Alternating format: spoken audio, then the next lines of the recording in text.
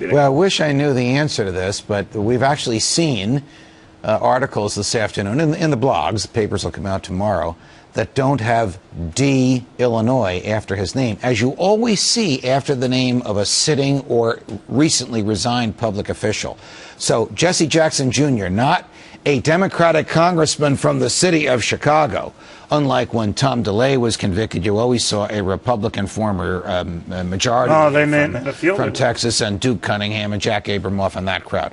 Not to minimize the crimes of one or maximize the crimes of the other. But treat both the same. Right. It is interesting how our colleagues in the media, especially those on the left flank, seem to rejoice over the downfall of people they disagree with politically and try to not cover with great detail the downfall of those whose politics they agree with. I'm wondering, too, that, you know, the way this is presented time and again when we have an issue that comes up, whether it's a left or right issue, the left is cut a great deal of slack, not so much the right. And I'm just saying, whether it's a left or right issue, cover both the same. Absolutely. If you're going to go after, you know, the improprieties of one candidate, go after the improprieties of another with the same abandon, if you must, but with the same zeal. Agreed. His father is a historic figure, like him or love him, like him or dislike him.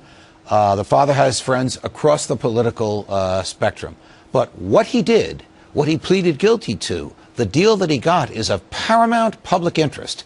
The public has the right to know about it. They have the right to know who he is, no matter who his father is.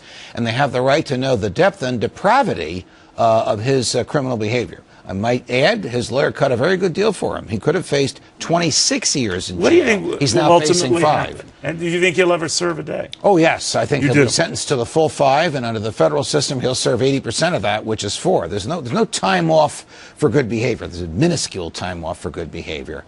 There's no early release in the federal system. The rule of thumb is 80% of the time to which you're sentenced. And then we'll never hear from him again, sort of like Blago when he went away. Well, that bluster that preceded his departure, followed by silence. Invisible.